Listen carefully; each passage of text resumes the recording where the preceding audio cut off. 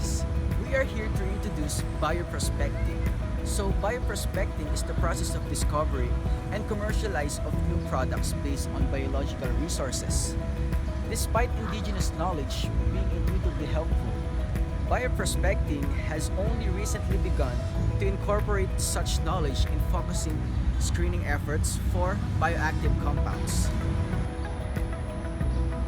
So let me give you some examples of bioprospecting. The cars, the heating system in your house, stove, vehicle gasoline, and more. Most of the energy that we use comes from fossil fuels, which present a couple problems. First, there are limited supplies of fossil fuels, so the more we use, the less we've got. Second, the use of fossil fuel is the main cause of climate change because it releases large amount of carbon dioxide into the atmosphere. Introducing biofuels. Biofuels comes natural renewable resources like plants, so they have the potential to reduce our reliance on those limited supply fossil fuels and reduce the risk of climate change. Both biofuels today are made from corn grains that is fermented into ethanol, but we have a limited supply of this corn. So it's not a solution to the limited supply part of the quandary. It also takes a lot of resources to grow corn grain. Cellulose is the main ingredient found in the planet's cell wall. Plants generate cellulose from water and carbon dioxide during photosynthesis. So, whereas using fossil fuels produce carbon dioxide, using cellulose-based ethanol might help remove carbon dioxide from the atmosphere. A potential solution using cellulose instead of corn grain to make ethanol.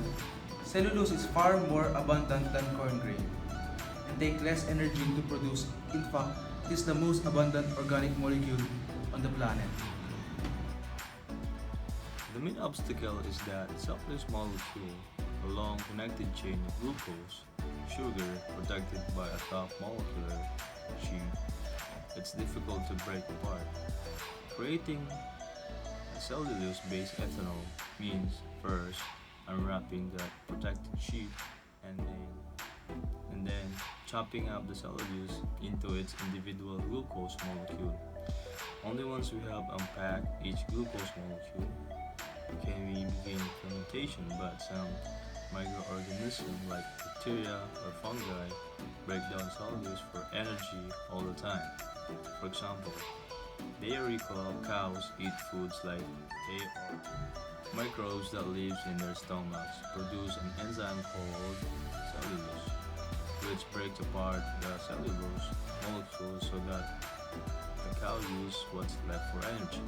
Research are now studying in this kind of organism in the hopes of finding better ways to break down cellulose so we can use it for our own energy needs. The solution, I think, lies finding microbes in nature that can produce the kinds of cellulose enzyme that we need.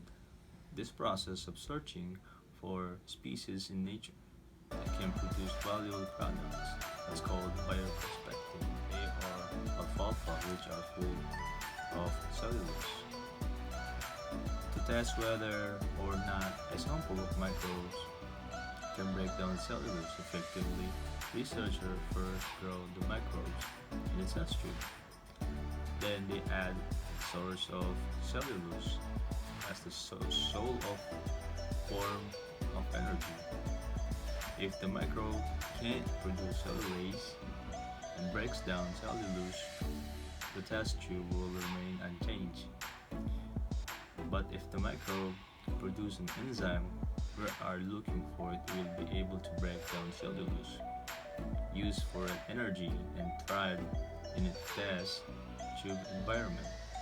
If our microbe sample breaks down the cellulose in the test tube, there is a chance we could use it to create a renewable and sustainable source of fuel for our cars from cellulose.